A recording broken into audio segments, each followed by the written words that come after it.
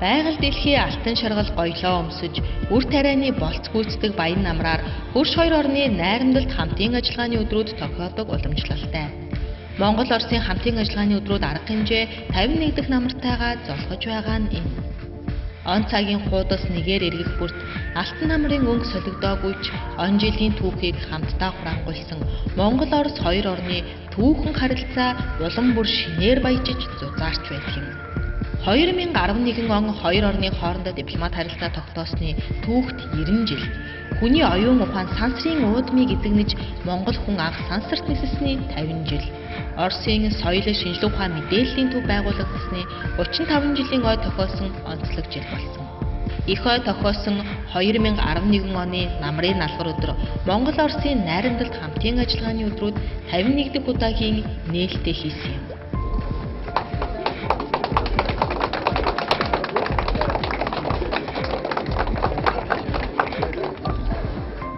Монгол Оросын найрамдалт хамтын ажиллагааны өдрүүдийн нээлтэнд Ахмад Дайчид Оросын холбооны улсаас манай улсад суугаа онц бөгөөд бүрэн эрхт элчин сайд Виктор Самойленко, улсын хурлын дэд дарга инх болд, Зөвлөлт холбоот улсын баатар, Монгол улсын баатар, сансрын нисэгч Гүр Аргачаа, боловсрол соёлын шинжилгээ ухааны сайд Отгонбаяр, Орос Монголын найрамдлын нийгэмлэгийн хүндэт төлөөлөгчд, Монгол улсад ажиллаж амьдарч байгаа Оросын холбооны улсын иргэд, Монгол улсын иргэд ч оролцож ээлжид арга хэмжээг гүн хүндэтгэлтэйгээр ёслон тэмдэглэлээ.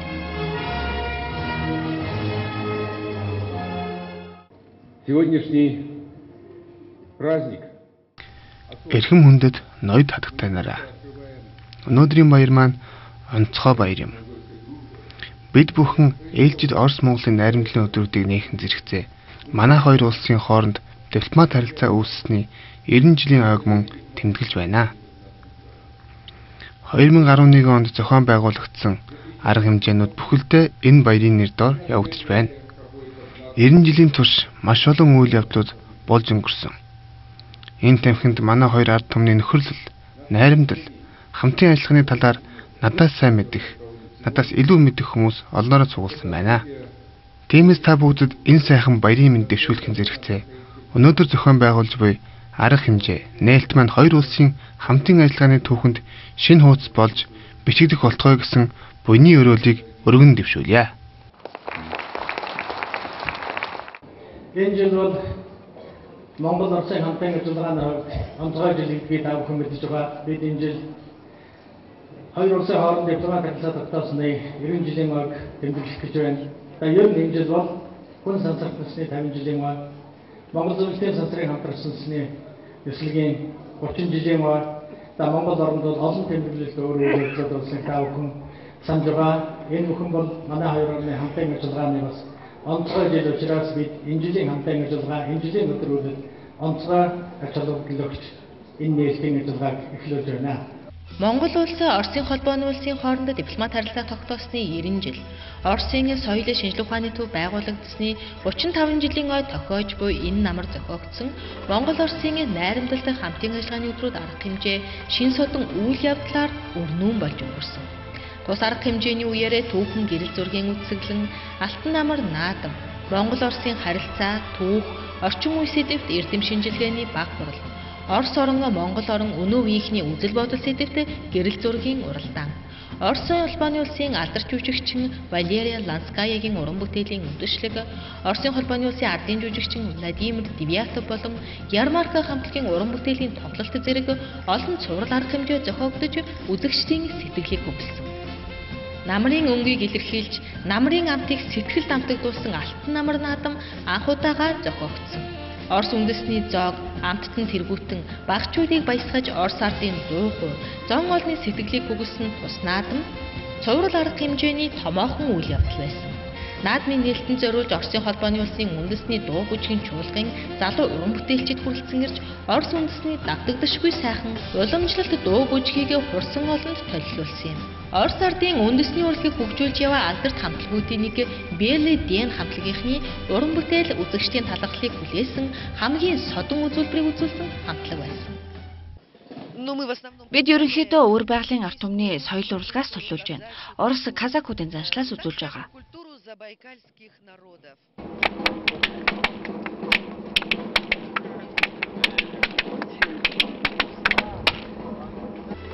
Мөн Алтан намар наадамд зориулсан үзэсгэлэн худалдаа зохиогдож, Орос үндэсний олон төрлийн амтд хоол, шорлого, элдв амттан өнгө алаглаж, Баян намрын тансаг амтаар хүрэлцэн ирсэн зочдоо өгтөн авсан юм. Хоёр орны өн удаан найрамдалтай түүхэн харилцааг бэлэгдэж, Монгол Оросын ард түмнүүдийн үндэсний урлагийн шилдэг үзүүлбэрүүд Алтан намар наадмын тайзнаа олныг хүртэл болсон юм.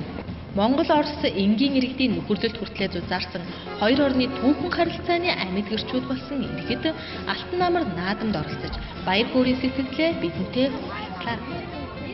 Энэ 90 жилийн түүхэнд болсон бүх үйл явдалд одоо Оросын нөхдүүд, зөвлөлтийн нөхдүүд манай улсын эрх чөлөө тусгаар дотгонлыг баталгаажуулах, улс орныг хөгжүүлэх, ард түмний одоо зөв замаар явуул сайн сайхан болгохлоор асар их одоо үүрэг гүйцэтгэсэн.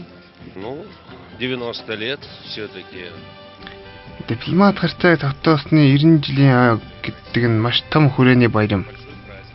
Цаашид зүргэлзэх болно гэж итгэж байна. Намрын налгар өдрийг дуу хуур баяр хөөрөөр хөгөлсөн тус наадам Оросын соёл шинжилгээ ухааны төвийн хамт олонны зүгээс монголчуудад зориулсан чин сэтгэлийн өгөгөл Монголын ард түмэнтэй заавал хуваалцах ёстой баярын нэгэн хэсэг юм хэмээн ярьлаа. Да, для участия в сегодняшней концерте. Өнөөдөр манай төвөөс наадмын хүрээнд олон сонирхолтой үзүүлбэр тоглолтуудыг бэлдсэн байгаа. Үүнд цэргийн найл хөгжим, Монгол Оросын уран бүтээлчид дууж бүжгэлж, залуу рок хамтлагууд тохиолох болно. Мөн бүрээдээс дуу хөгжмийн чуулга ирсэн байгаа. Оролцогч хүн болгонд таалагдана гэж найдаж байгаа. Энэхүү наадмыг манай төвийн ой болон 90 жилийн ой хүрээнд нийт Улаанбаатарчуудаа бэлтгэсэн бэлэг гэж бодож байна. Цагаа сайхан өнгөрүүлж сайхан баярлаарай. Хоёр орны найрамдалтай хамтын ажиллагаанд хүчтэй нөлөөлж байсан. Ард түмнүүдийн нөхөрлөлийг батлан тунхаглаж байсан дуу хоолой бол Оросын дуу хоолой радио станц байсан гэдгийг энд онцлох хэрэгтэй. Оросын дуу хоолой радио нэвтрүүлэг манай үзэг сонсогчдын сонирыг мэлээд ичнээ танил болсоор 70 орчим жилийг үтжээ. Хоёр орны ард түмнүүдийн сэтгэл итгэлийг холбосон энэ 70 жилийн хугацаанд мянган сонсогчдтой болсон тус редакцийнхан Оросын дуу хоолой радио станцын нэрмжит асуулт хариултын тэмцээнийг Монголын сонсогчдын дунд зохион байгуулсан. Энэхүү тэмцээн тус радиогийн сонсогчдын сэтгэлийг хөдөлгсөн, урам зоригийг нэмсэн, содон сайхан арга хэмжээ болж өнгөрсөн юм. Уралдаанд нэвтрүүлгийн дугаар бүрийг шимтсэн сонсогч 80 настай азай бурлаас эхлээд 8 настай балчир сонсогчдод хүртэл оролцсон. Амжилттай оролцсон сонсогчдоос тэргүүн байр, дид байр, шагналт байранд шалгаруулж тэдэнд шагналыг тус редакцийн хамт олон хүндэтгэлтэйгээр бас хүү бахархалтайгаар гардуулсан юм. Би энэ ихтэйгэнд олцохын тулд олон интернет тэгээд ном уншсан. Тэгснээр мэдлэг тэлдэг учраас бас хариулахын тулд нэлээд их мэдлэг шаарддаг учраас таны ч гэсэн мэдлэгийг тэлэх болно гэдгийг нэмэрин.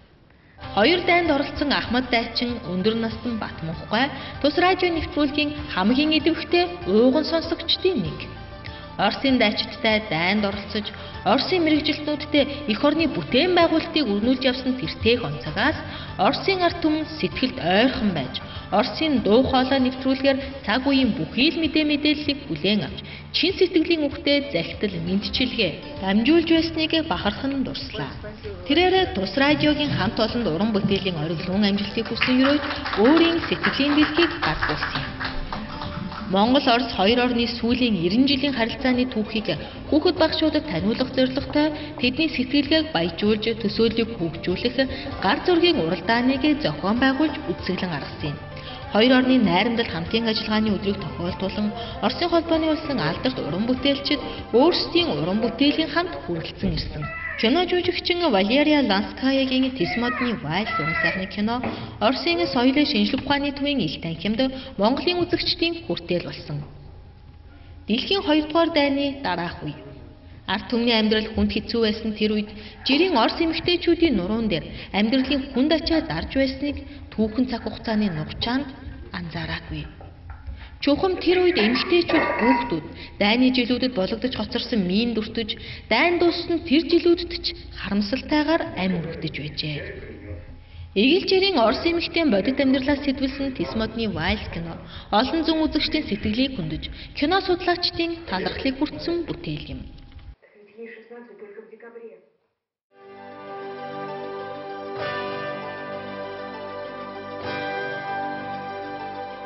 Хоёр орны хамтын ажиллагааны өдрүүдийн бас нэгэн онцлог Монгол хүн анх сансарт нисэлсний 50 жилийн ойд тохиолсон явдал юм. Хоёр орны хамтарсан нислэгийн энэхүү үйл явдал дэлхийд дахин амьсгал даран хүлээсэн түүхэн үйл явдал байсан гэдэг.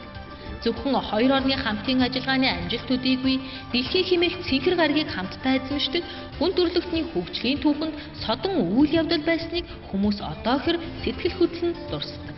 Энэхүү түүхэн ог тохиолдуулан Оросын холбооны улсын ерөнхийлөгч Дмитрий Медведевийн зарилгаар Монгол улсын сансрын нислэгч Хөдөлмөрийн Баатар Гүр Аргачаа, Монгол улсын сансрын нислэгч Хөдөлмөрийн Баатар Ган Зориг, хамтарсан нислэгийн шинжилгээ ухааны програм хариуцсан мэргэжилтэнд Лавчев, Интеркосмос хөтөлбөрийн нарийн бичгийн дарга Даваадаш, Академич Чадра, тухайн үед Монгол улсаас зөвлөлт холбоот улсад сууж байсан онц бөгөөд бүрэн эрхт элчин сайд Готов, нислэгийн үйл явдлыг газар дээрээс нь сурвалжлан хүргэсэн ардын өрн зохиолч Сүрэнжав нарыг түүхэн үйл явдалд биечлэн оролцож, хоёр орны сансар судалтыг хөгжүүлэхэд оруулсан гавьяаг үнэлэн хүндэт медалаар шалгасныг хаалтын ажиллагааны үеэр гардуулсан юм.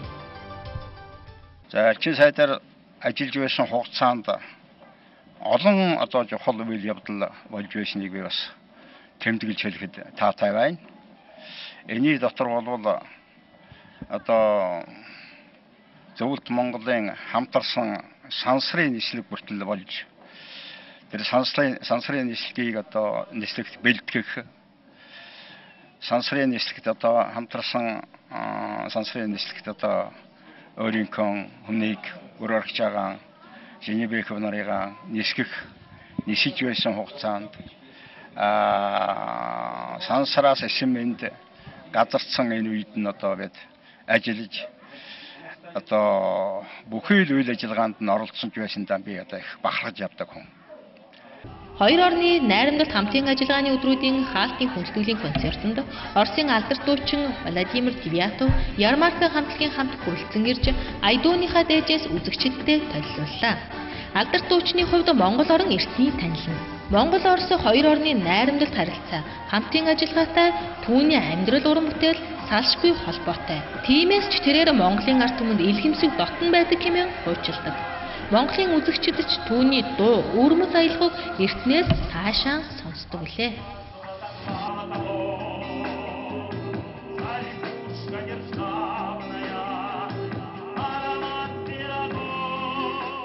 Хоёр орны найрамдалт хамтын ажиллагааны өдрүүд угтан ирэх мянган түүхэн онжилуудыг бэлэгдэн хаалтын ёслол зохион байгуулсан. Энэ бол зөвхөн ээлжид арга хэмжээний хаалтын ажиллагаа. Эрх намрыг бид дахиад л угтана. Энэ бол 90 жил үргэлжлээд дуусах дипломат харилцаа биш, дахиад биднийг угтах. 90 жилээр үргэлжлэх хоёр орны ард түмний мөнхийн найрамдлын гэрч түүхт харилцаа хэмээн онцлоод ээлжид арга хэмжээг өндөрлсөн. Үнэндээ ч хоёр орны дараагийн хамтын ажиллагаа үргэлжилсээр байна. Оросын холбооны улсын гадаад харилцааны 1-р орлог зайд Денис манай оронд ажил хэргийг айлчлал хийсэн. Тэрээр хоёр орны цаашдын хамтын ажиллагааг олон талаар өргөжүүлэх, мөн 90 жилийн түүхэн мэндчилгээг Монголын ард түмэнд уламжуулахаар манай орныг зорин иржээ. Эрхэм хүндэт нөхдөө, Орос орн тусгаар тогтносон бие даасан бүрэн эрхэт Монгол улстай бүх салбарт хамтран ажиллаж хоёр талын харилцааг өргөжүүлэн хөгжүүлэхэд бэлэн байна. Оросын холбооны улс Монголын ард түмний найдвартай түнш байсан, байгаа, байцаарч байх болно. Мөн Монгол Орос хоёр орны бүс нутгийн хамтын хил орчмын ажиллагааг хөгжүүлэх ээлж дараагаар хуралдаан манай улсад боллоо. 10 дахь удаагийн хуралдаан бүс нутгийн хамтын ажиллагааг хөгжүүлж, бизнесийн түншлэлийн харилцаа, бараа бүтээгдэхүүний шууд худалдааг хөгжүүлэх асуудлыг хэлэлцснээр хамтын ажиллагааг эрчимжүүлсэн шинжтэй болсныг талууд онцлон тэмдэглэж байна. Энэ жил бид бүхэн 90 жилийн ойг өргөнөөр тэмдэглэж байна. Өөр ийм сайхан найрсаг хамтын ажиллагаа харилцаа тутаасан улс орнууд цөөхөн байдаг гэж бодож байна. Бид хизээж хоорондоо дайн зарлаж байгаагүй. Харин сэргээр дайсны өдөөс хамтан зүтгэж ялалт байгуулж байсан түүхтэй. зөвлөлт холбоод улсын ч үед шинэ Орос улс байгуулагдсан тэр үед ч бие биедээ тусласаар ирсэн. Бидний хамтын төхөөс бусад орнууд ч бас суралцах хэрэгтэй юм аа. Монгол улс Оросын холбооны улсын дэлхийн дэвжээнээр мөр зэрэгцэн өрсөн түүх дипломат харилцаа тогтоосон 90 жилээр хязгаарлагдахгүй. Хүн төрөлхтний түүхийн мянган жилийг хамтдаа бичлэлцэж түүхэнд хамгийн их үр гүйцэтгсэн орнууд юм. Найрамдалт хамтын ажиллагаа, ард түмнүүдийн нөхөрлөлийг яг энэ чигээр нь ирээдүйн хойчтой өвдүүлэн үлдээх нь хоёр орны хойчийн түүхийг хөгжүүлэх өнөөгийн бидний хамгийн нандин үйл билээ.